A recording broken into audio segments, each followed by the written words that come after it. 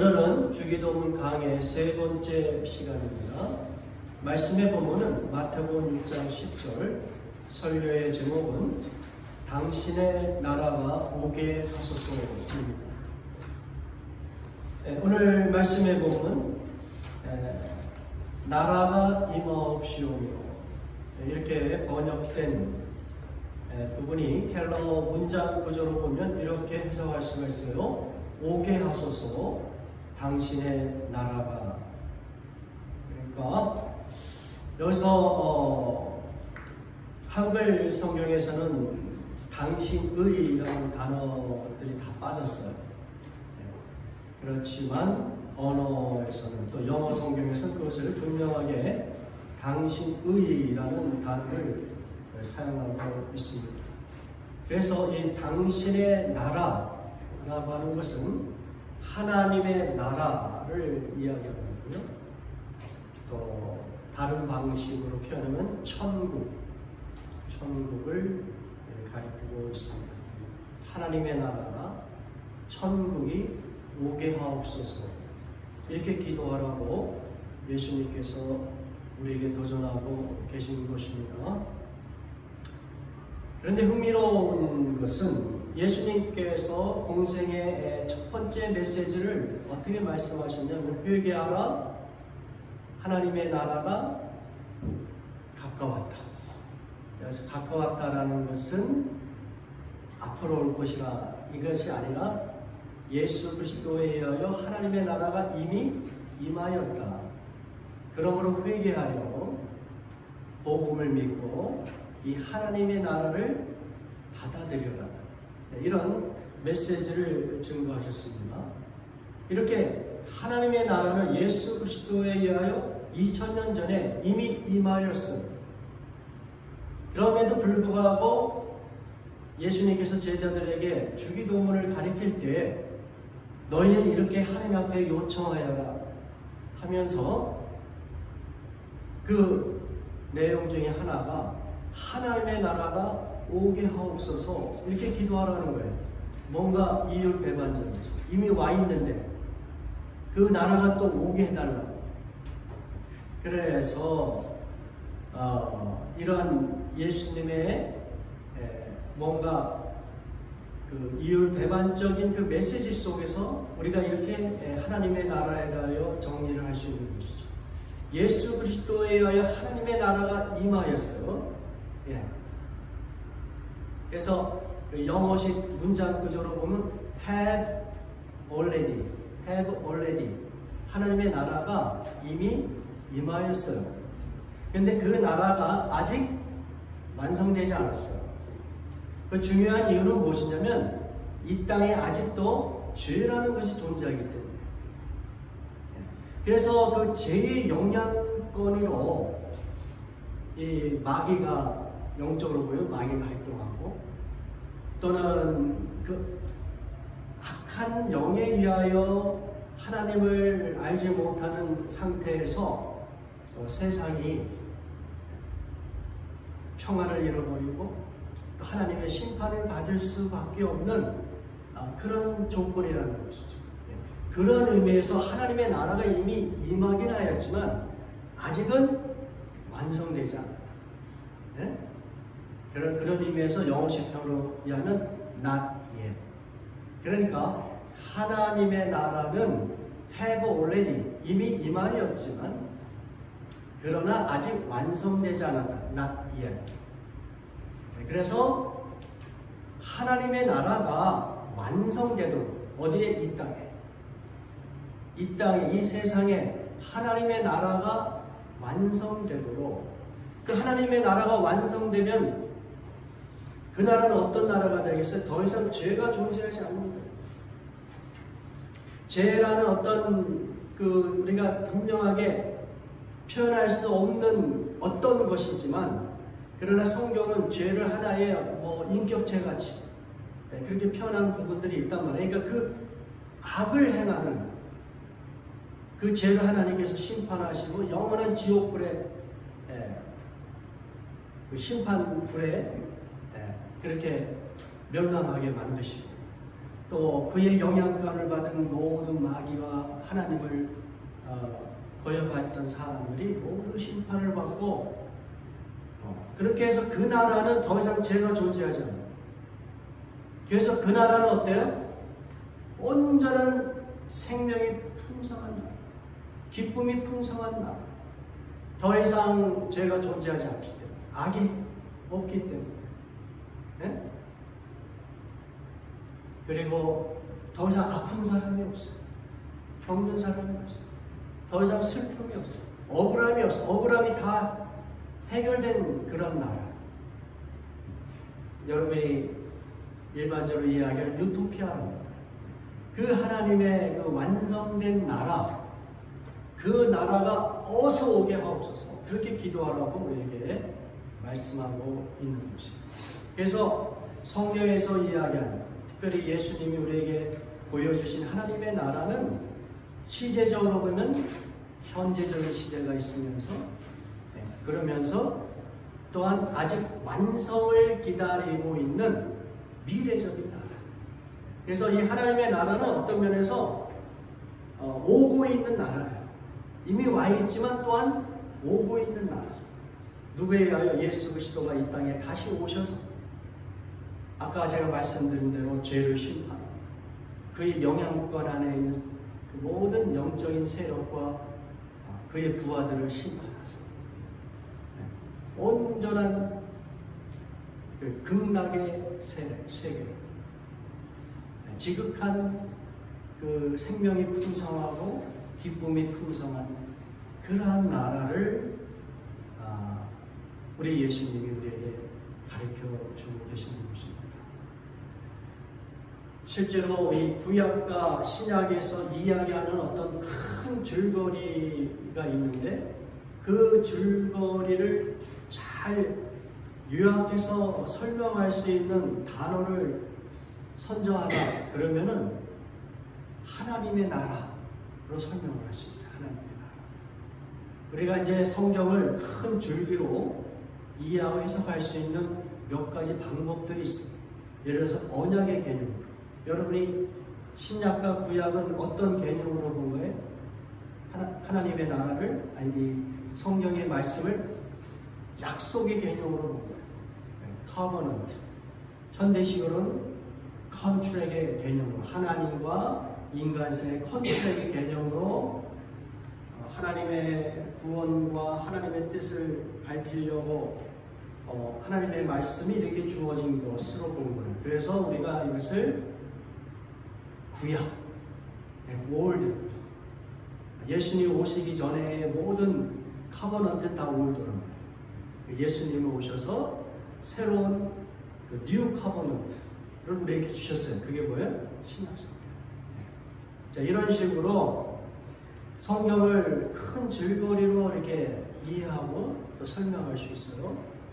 또 최근에는 성경의 큰 줄거리로 이 성소의 개념, 하나님이 이 우주를 창조했을 때 그 모든 피조물이 하나님을 경배하는 그러한 거룩한 성소가 되어야 되고, 또 인간은 그 속에서 지세상의 역할로 하나님을 경배하는 그런 관점에서 성경을 구약부터 신약 끝까지 다 이해하고 해석하는 그런 관점도 있을 수 있습니다. 그런데 특별히 오늘의 경우는 하나님의 나라라는 그 관점에서 성경을 이해해 볼 수 있다는 거예요. 예를 들어가지고 일단 우선 하나님의 나라라고 했을 때는 그 데피니션이 어떻게 되냐면 하나님의 주권과 통치가 온전하게 성취되는 나라를 하나님의 나라라고 이야기합니다. 그렇지 않겠어요? 나라가 있는 그 나라의 소유격이 뭐냐면 하나님의예요. 하나님이 소유하시고 그 속에서는 하나님이 모든 권세가 있는, 그리고 인간과 그 모든 피조물은 그분의 통치 안에 있어야 돼요. 그것이 바로 하나님의 나라예요. 네? 자, 그 그러한 나라를 하나님께서 계획하시고 우주를 창조하십니다. 그 중에 에덴 동산이라는 곳을 하나님께서 특별히 설정하시고 그곳에 아담과 하와를 창조하십니다. 그래서 그 안에서 하나님의 온전한 통치를 받아요. 그러므로 에덴 동산은 다른 말로 하면 뭐예요? 하나님의 나라인 거예요. 하나님의 나라. 근데 하나님의 의도와는 다르게 이 아담과 하와가 어떻게 했어요? 하나님의 명령을 따르지 않았어요. 선악과를 따먹었어요. 네. 불순종의 상태가 일어나는 거예요. 하나님의 나라의 모든 주권과 통치는 다 하나님 앞에 있는 것이고 모든 피조물은 거기서 굴복해야 되는데 이게 이제 어긋난 거예요. 그래서 하나님께서 아담과 하와를 죄가 있는 것으로 규정하시고 에덴 동산에서 추방하신단 말이에요. 자, 그런데 에덴 동산은 그야말로 에덴이란 그 뜻이 무엇이에요? 기쁨이란 말이에요. 기쁨. 왜냐하면 거기는 생명을 창조하시는 하나님의 주권과 통치가 온전히 실현된 곳이기 때문에 그 어떤 나라를 설명할 수 있는 가장 좋은 단어를 기쁨으로 보는 거예요. 기쁨. 그렇지 않겠어요? 여러분이 이 세상에 살면서도 돈이 아무리 많고 유명해져도 기쁨이 없을 수 있어요. 또 어떤 사람은 병으로 고생하고 가난으로 찌들어도 그러나 그 안에 기쁨이 막 넘치면 그 사람은 이 세상을 매우 행복하고 성공적으로 살아갈 수 있는 기쁨이라는 단어가 매우 중요한 것이죠. 하나님의 나라가 온전히 임하면 그 안에 이런 기쁨이 있는 거예요. 그러니까 그러한 기쁨의 그 동산에서 쫓김을 받았다는 얘기는 이 세상의 모든 인간들이 하나님으로부터 오는 진정한 기쁨을 다 잃어버렸다는 거예요. 다른 이야기로 하면 영생, 하나님과 영원토록 교제할 수 있는 진짜 생명을 잃어버립니다. 그래서 인간들은 결국은 죽을 수밖에 없는 운명, 인간뿐의 모든 피조물이 하나님께서 그 아담에게 그 죄의 형벌을 이야기하시면서 동시에 누구에게 형벌을 주시냐면 아담이 살아가는 모든 피조물에게 형벌을 주세요. 그것을 땅으로 표현해요. 그래서 하나님께서 땅을 저주하시고 인간의 죄 때문에, 그러니까 인간과 이 자연세계 모든 피조물은 함께 연결되어 있어요. 하나님의 구원의 측면에서 보면. 그래서 인간의 죄를 탁 져버리니까 그 모든 피조세계, 이 자연 생태계 이런 것들 다 저주를 받는다.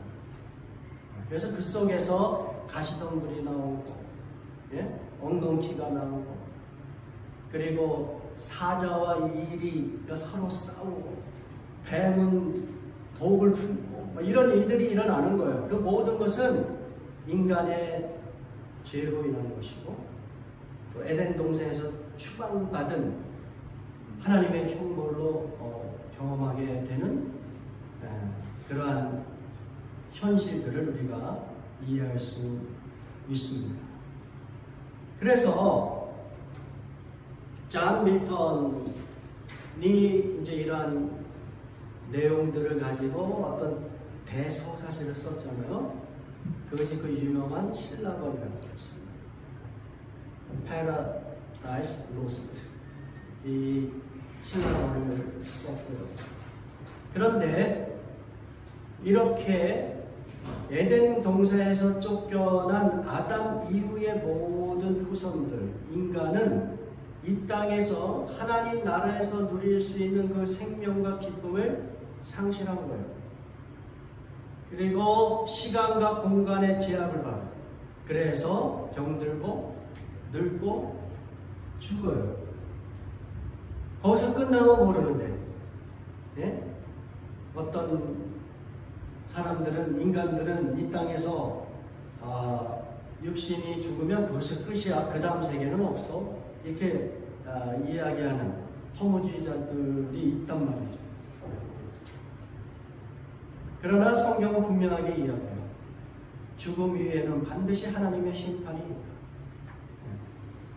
하나님의 심판이 있다. 그러한 운명 속에서 살아가는 그러한 존재가 된 것이죠. 그러나 하나님은 이렇게 죽고 영원한 심판을 받아야 하는 인간에게 하나님의 나라를 다시 회복시키기를 원하십니다. 그래서 하나님의 때에 예수 그리스도를 이 땅에 보내신 거예요. 예수 그리스도가 이 땅에 오시기까지 하나님께서 얼마나 다양한 방법으로 인간들을 구원시켜서 하나님의 나라를 그들에게 주시고자 하는 그 열심이 얼마나 다양한 방식으로 표현되어 있는지 여러분이 구약 성경에서 그것을 발견할 수 있습니다. 노아를 통하여, 아브라함을 통하여, 이런 여러 가지 역사적인 그 사건들을 통해서 하나님은 하나님의 나라를 인간들에게 다시 회복시키기를 원하세요. 그리고 하나님의 때에 예수 그리스도가 이 땅에 오셔서 하나님의 나라를 임하게 하셨어요. 근데 그 하나님의 나라는 아직 완전하지 않다. 아까 제가 말씀드린 대로. 예? 그래서 예수님께서는 십자가에서 죽으시고 부활 승천하시면서 제자들에게 모든 온 인류들에게 그렇게 예언해서 내가 이 땅에 다시 옵니다. 다시 오시는 그때는 온 세상을 심판하고 완성된 하나님의 나라를 성도들에게 상속하시기 위하여 이 땅에 오시겠다. 이렇게 말씀하세요. 우리가 그 부분을 같이 공동하겠습니다. 마태복음 25장 31절에서 34절 같이 공동합니다. 인자가 자기 영광으로 모든 천사와 함께 올 때에 자기 영광의 보좌에 앉으리니 모든 민족을 그 앞에 모으고 각각 구분하기를 목자가 양과 염소를 구분하는 것 같이 하여 양은 그 오른편에 염소는 왼편에 두리라. 그때에 임금이 그 오른편에 있는 자들에게 이르시되 내 아버지께 복받을 자들이여 나와 창세로부터 너희를 위하여 예비된 나라를 상속하리라. 예수님이 다시 오시겠다고 약속하시잖아요. 그때에는 양과 염소를 구분하겠다. 여기서 양은 뭐예요? 예수 그리스도를 구세주로 영접하고 그분을 따르면서 하나님을 경배했던 사람들. 그리고 염소는 정말 기필코 그렇게 복음을 전해도 예수님 영접하지 못하고 오히려 하나님을 거역하면서 살았던 사람들을 구분하겠다. 그렇게 해서 심판을 하시고 그리고 그 양들에게 그 하나님의 백성들에게 뭐라고 말씀하세요? 내 오른편에 있는 자들아, 내 아버지께 복받을 자들아, 나와 창세로부터 너희를 위하여 예비된 나라를 상속받으라. 이렇게 할 것이란 말이에요. 예? 창세로부터 성도를 위하여 예비된 나라가 어떤 나라에? 하나님의 나라. 천국.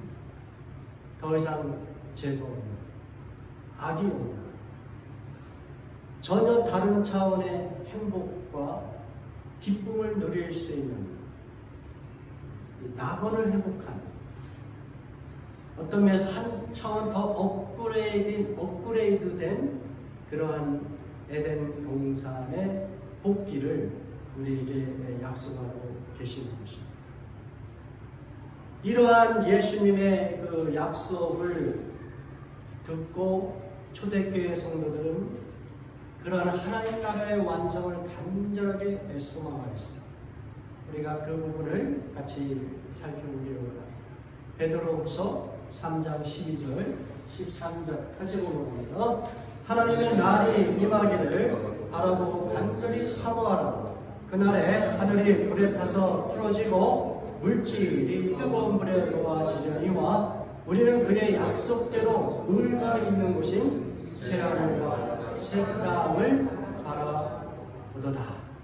하나님의 날이 임하기를, 이 하나님의 날임을 심판의 날, 예수 그리스도가 이 땅에 다시 오시는 그 날을 간절히 사모하라. 왜냐? 예수님이 다시 오시면 곧 하나님 나라의 완성이 있기 때문에 그 하나님 나라의 완성을 이렇게 표현하는 거예요.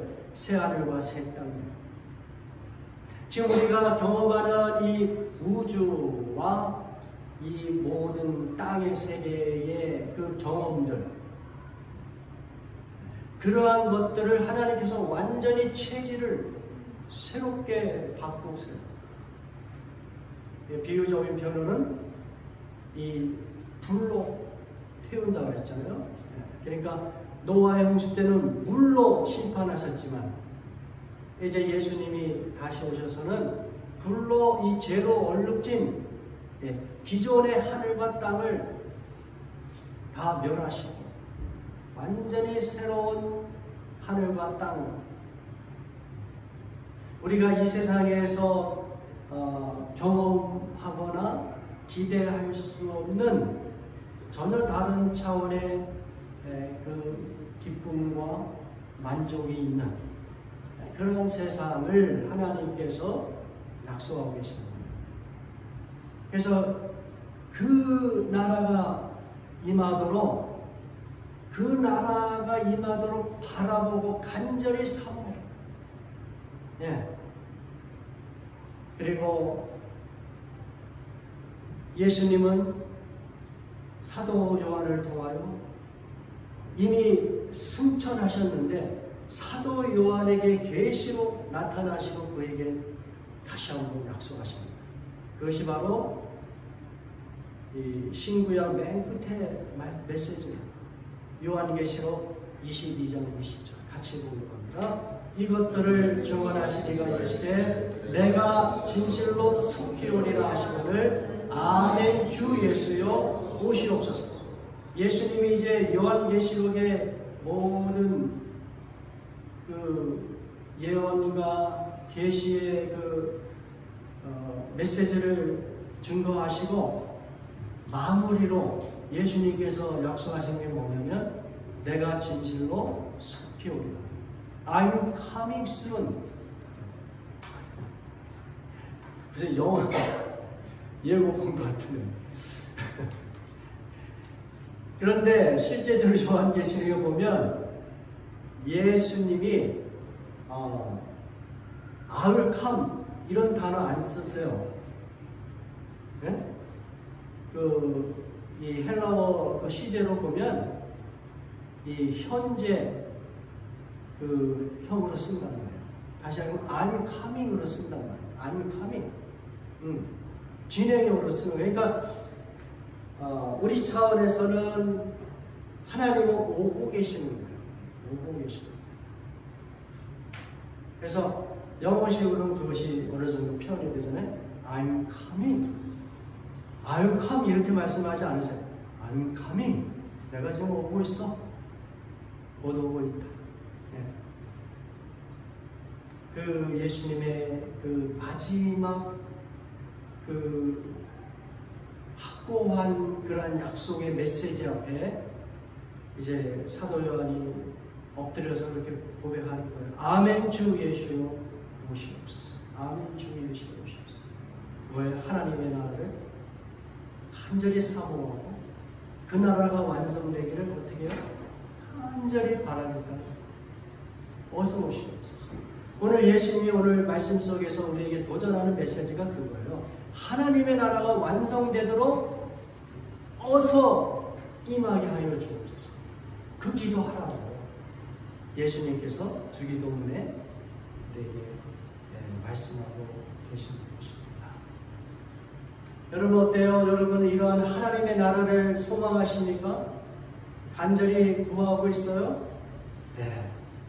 너무 우리가 하는 일에 집중하다 보면 그 일이 너무 바쁘고, 그리고 어떤 경우는 너무 재미나고 만족스러워, 그것 때문에 행복해, 좋아요.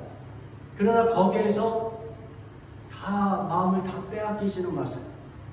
크리스찬들이 이 세상 살면서 현실적인 문제에 충실해야 되고, 그 문제를 해결하기 위하여 노력하고, 또 그 현실적인 주어진 조건 속에서 기쁨을 찾고 만족감을 찾고 성공을 누리고 좋습니다. 근데 중요한 것은 우리의 마음에 빼앗기지 않아야 될 것이 있는 거예요. 그게 뭐예요? 하나님의 나라가 어서 오시옵소서. 내가 이렇게 만족하고 바쁘지만, 그러나 이 세상에 하나님의 나라가 임하기를 원합니다. 그러려면 여러분이 이 세상에 어떤 상태에 있는지를 직시하셔야 돼요. 그래서 여러분이 세상이 어떻게 돌아가고 있는 것을 좀 이해를 하셔야 돼요. 특별히 성경을 통해서. 무슨 이야기입니까? 세상에 여전히 죄로 인하여 수많은 사람들이 고통 가운데 있답니다.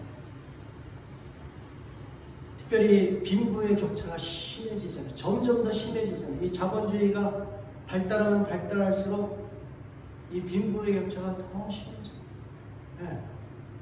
부가 이 피라미드 구조의 맨 상층부에 있는 사람들에게 80, 90%가 다 집중되고, 나머지 10%, 20%는 그냥 90%의 사람들이 그거 가지고 막 경쟁을 하고 치열하게 살아야만 조금 만족하며 살 수 있는 그런 세상이 우리가 살아가는 세상이에요. 그걸 보셔야 돼요. 예? 그 죄의 존재로 인하여 소수의 권력자, 힘 있는 사람들이 너무도 많은 연약하고 가난한 사람들을 핍박하고 억울하게 하고, 그러한 세상을 볼 수 있어야 돼요. 우리는 그나마 그래도 한국이나 미국같이 헌법으로 보장된 자유와 어떤 권리를 어느 정도 누리면서 감사하게 살고 있지만, 그러나 다른 세계를 좀 보란 말이에요. 성경이 이야기하는 세상을 보란 말이에요. 굶어 죽는 사람이 얼마나 많습니까?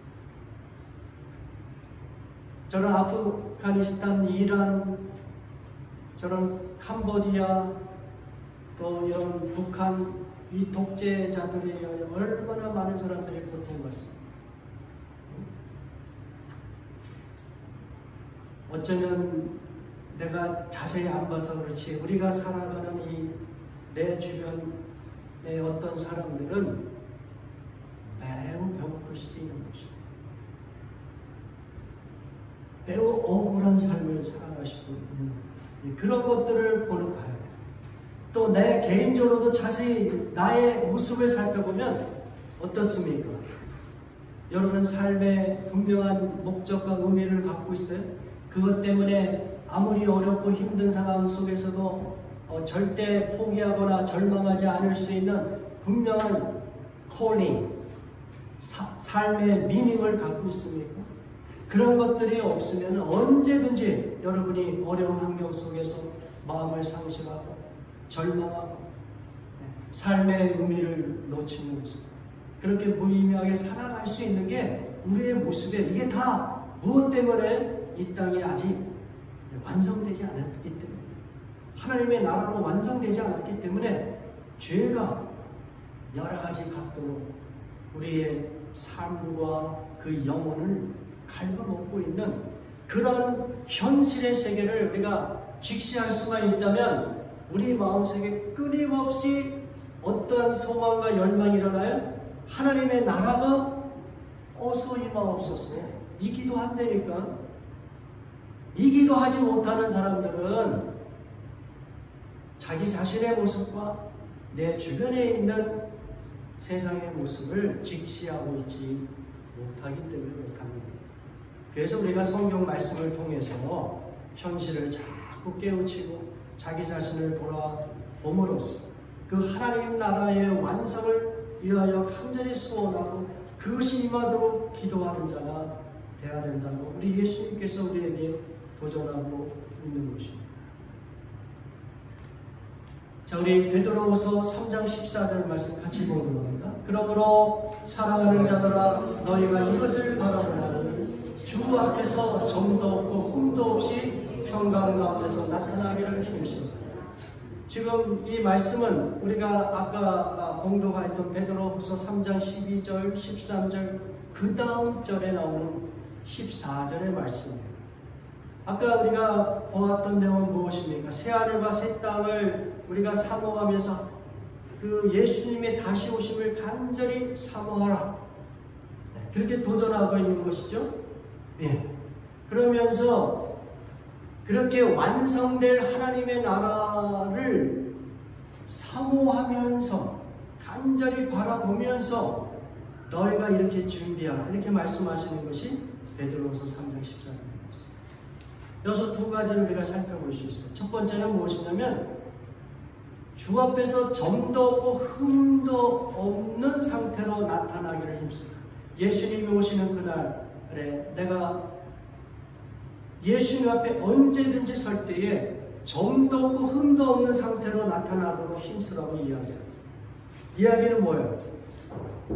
그것은 구약에 하나님을 예배할 때 그 제사 제물로 쓰임 받는 그 소나 양, 염소 이런 짐승들을 하나님 앞에 제사로 드릴 때 어때요? 점과 흠이 있으면 안 된단 말이에요. 예? 아주 정결한 것으로 예. 그러한 그 제물로 하나님 앞에 예배 드리듯이 모든 성도들도 그와 같이 점과 흠이 없는 상태로 예수님의 오심을 준비하여 하나님의 완성을 소망하여 이렇게 우리에게 도전하고 있는 것입니다. 여러분, 점도 없고 흠이 없는 이 상태, 이것은 도덕적으로 윤리적으로 완벽한 상태를 이야기하고 있지 않아요. 우리는 아무리 신실한 크리스찬이라 할지라도 이 땅에서 죄가 존재하는 한은 죄를 지을 수밖에 없는 그러한 성도들이에요. 하나님의 자녀들이에요. 하나님의 자녀들이지만 나름대로 열심히 애를 쓰고 근신하는 삶을 살 수는 있어요. 그러나 우리는 여전히 점과 흠이 많은 그러한 존재일 수밖에 없어요. 그러므로 이 말씀을 여러분이 잘 적용하셔야 돼요. 이 말씀은 무엇이냐? 여러분의 능력으로는 점과 흠이 없는 상태로 예수님의 다시 오신 하나님의 나라를 완성된 모습으로 볼 수 없다는 거예요. 오직 누구를 통하여? 예수 그리스도를 통하여 여러분이 점과 흠이 없는 제사 제물이 되어 점과 흠이 없는 존재로 하나님의 자녀가 되어 하나님 나라의 완성을 경험할 수 있다고 말씀하고 있는 것입니다. 자, 히브리서 9장 14절. 지금 보니까 여러분 설교 노트나 여기 화면에서는 좀 잘못되어 있는 것 같아요. 히브리서 9장 14절 같이 보는 겁니다. 하물며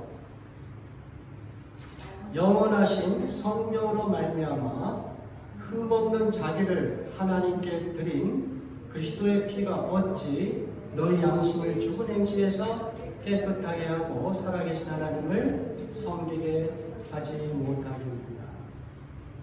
예. 자, 흠없고 점없는 온전한 하나님 앞에 바쳐지고 하나님이 기뻐 받으실 만한 제물은 누구냐면 예수 그리스도밖에 없는 거예요. 그분은 죄가 없는 분입니다. 그러므로 인간들은 다 그분의 죄 용서함을 그러니까 힘 입어야 돼요.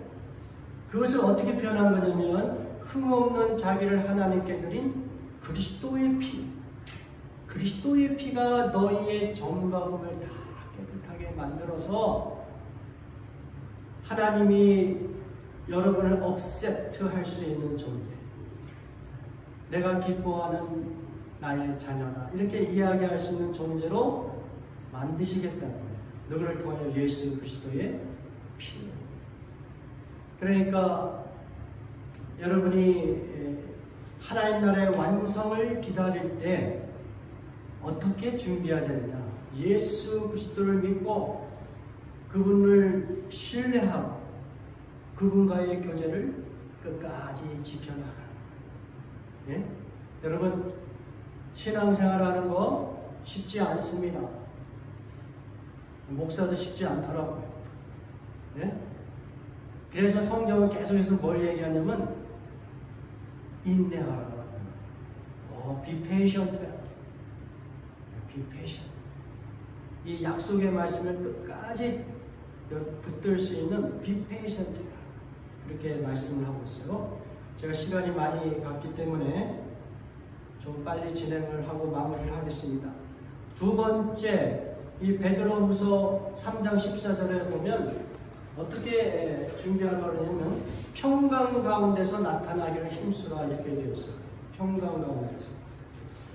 이 평강은 이렇게 해석할 수가 있습니다. 모든 사람과의 화목한 관계를 유지하면서 주님 오심을 준비하라, 이렇게 적용할 수가 있습니다. 자, 히브리서 12장 14절 같이 봉독합니다. 시작. 모든 사람과 더불어 화목하게 지내고 거룩하게 살기를 힘쓰십시오.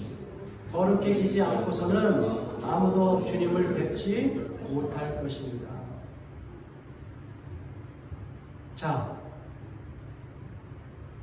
아무도 주님을 뵙지 못할 것입니다. 주님의 다시 오심, 하나님의 나라의 그 완성을 이야기하고 있어요. 그 완성을 경험하려면 어떻게 해야 돼요? 거룩해지는 것도 여러분 힘으로 될 수 없어요. 예수 그리스도를 믿는 믿음으로 거룩해지는 거예요. 그게 점과 흠이 없는 거예요. 그렇죠? 자, 그리고 또 어떻게 말씀하세요?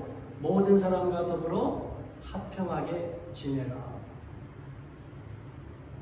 여기서 모든 사람은 크리스찬들만 이야기하고 있잖아요. 그 사람들을 포함한 모든 사람이에요. 불신자들, 여러분에게 해코지 하는 사람, 여러분의 가치관과 신앙과 삶의 방식이 달라서 그 사람들만 만나면 막 기분이 상하고 막 욕설이 나고 이런 사람들이 있잖아요. 그렇죠? 그러한 삶을 저는 살고 있어요. 여러분 어때요? 여러분 그런 사람들 못 만나요? 네. 뉴스 속에서 어떤 정치적인 이슈 속에서 만나잖아요. 여러분의 정치적인 견해가 다르고 신앙이 다르고 그러한 여러 가지 상황 속에서 우리와 다른 나의 그 마음을 씩씩되게 만들고 마음의 불편함을 주는 그 사람들과도 어떻게 하라? 피스를 만든다. 하나님께서는 어떤 방식이든 크리스찬들이 무슨 이것이 하나님의 뜻이다, 이것이 하나님이 원하시는 삶의 방식이다 이러면서 사람들을 해치고, 예? 넌 크리스찬이라고 해서, 또는 동성연애자라고 해서, 또는 공산주의자라고 해서 죽여도 되고 욕해도 되고 이렇게 하나님께서 우리에게 말씀하지 않아요. 심지어 원수까지 됐다고 사랑하라고 말씀하시잖아요. 그런 하나님이기 때문에 우리가 잘못된 것을 구별하고 비판할 수는 있지만 그들과의 릴레이션십은 어떻게 해요? 피스 릴레이션십으로 만듭니다. 그것이 하나님의 뜻이에요. 왜냐하면 성도들이 지금 오해하는 것 중에 하나가 저도 그렇고 여러분에게 어떤 면에서 매우 조심스러운 부분 중에 하나가 뭐냐면 설교의 내용이 또 성경 공부나 이런 것들이 자꾸만 이혼론적인 세계관을 가리키게 만든단 말이에요. 하나님의 나라, 오늘 말씀도 마찬가지죠. 하나님의 나라, 세상 나라. 그런데 문제는 이혼론적인 세계관이 알게 모르게 우리의 삶의 방식, 우리의 언어, 우리의 태도를 매우 거칠게 만들어요. 나와 다른 세계관, 다른 종교인, 다른 정치적인 색깔을 가지고 있는 사람, 이런 사람들을 향하여 어떻게요? 거친 욕설, 거친 행동, 이런 거 한단 말이에요. 그게 성경적인 관점에서 보면 하나님이 원하시는 것이 아니다. 왜 그러냐? 에베소 6장 12절에 보면 지금 여기 나오나요? 우리의 씨름은 어때요?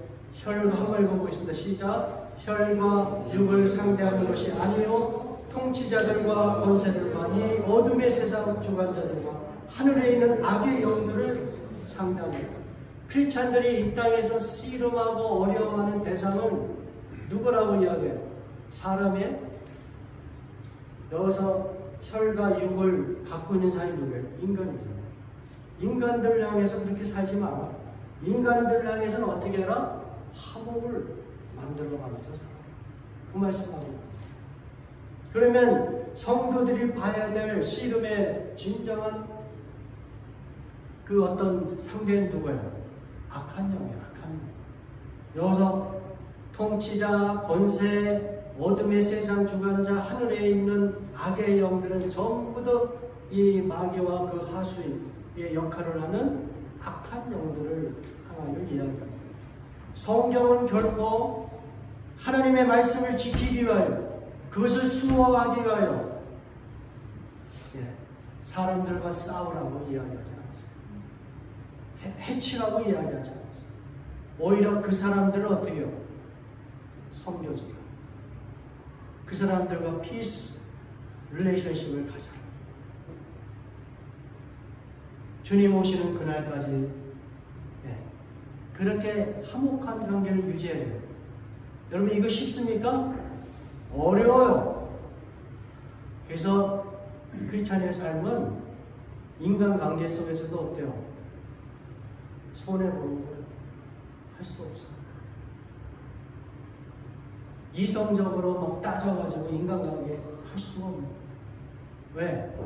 우리가 할 일은 전부 다 섬기는 일이지 싸워야 하는 그런 일이 아니기 때문에 그렇습니다. 마지막으로 세 번째, 이 부분은 저나 여러분에게 매우 어색하고 생소한 그러한 가르침입니다. 그러나 성경은 분명하게 말씀하고 있어요. 주님 오시는 그날까지 여러분이 살아가는 이 자연, 생태계, 환경을 잘 보존해라. 보호하라. 그 말씀이에요.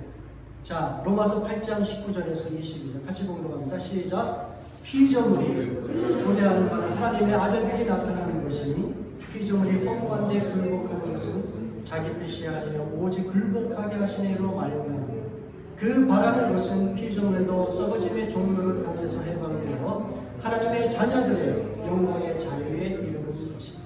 피조물이 다 이제까지 함께 탄식하며 함께 고통을 겪고 있는 것을 우리가 아느니라. 여기서 피조물은 누구냐면 인간과 구별된 모든 것이에요. 자연을 이야기하고 있어요.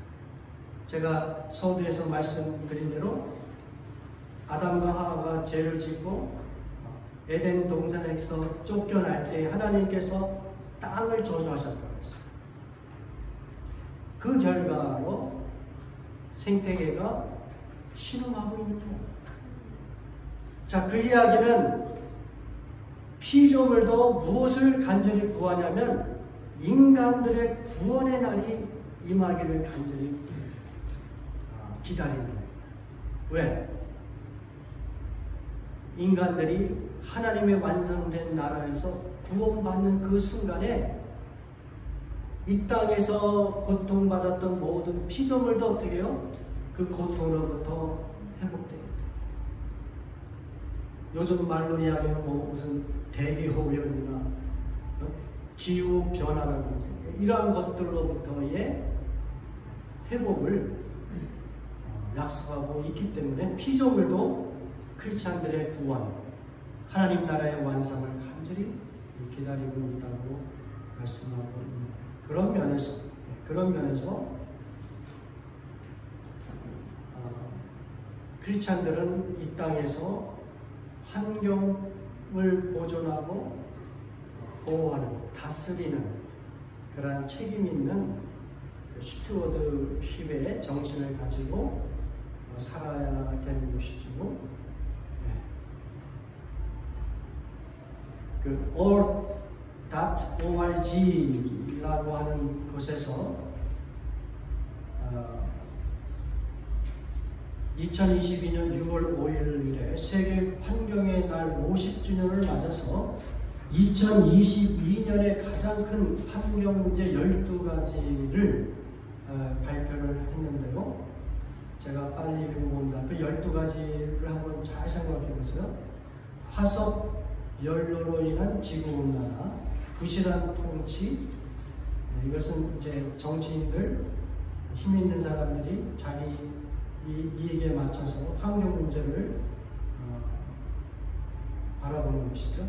음식물 쓰레기, 생물 다양성 손실, 플라스틱 오염, 산림 파괴, 대기 오염, 농업 만년설과 해수면 상승, 해양 산성화, 농업, 식량과 물의 불안, 패스트 패션과 섬유 폐기물, 이렇게 12가지를 뽑았습니다. 제가 그냥 열고만 하는데요.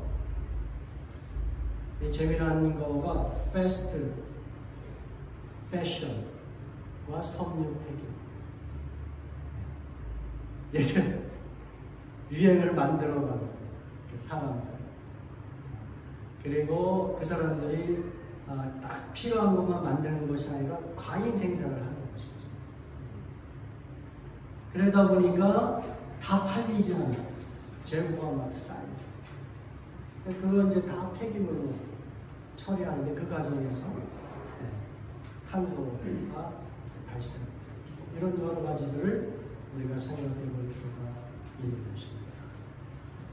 시간이 많이 갔기 때문에 제가 여기서 그냥 마치도록 하겠습니다.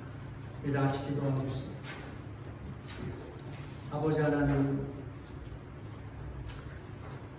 우리 예수님께서 이 세상 속에 사는 인간과 피조물이 경험하는 그 신음의 소리, 고통의 소리, 죄의 존재로 인하여 온갖 악이 자행들, 그래서 소수의 사람들은 즐겁고 행복할지 모르지만 그러나 너무도 많은 사람들이 어렵고 힘든 불공평한 이 세상을 바라보시면서 하나님의 나라가 어서 이 땅에 오게 해달라고 기도하라고 우리에게 도전하셨습니다. 우리에게 그러한 자기 자신의 현실, 죽을 수밖에 없고 심판받을 수밖에 없고 병들고 고생하며 불안해하며 염려하며 무의미하며 지루하여 그 어떤 쓸데없는 일을 찾아다닐 수밖에 없는 우리의 모습,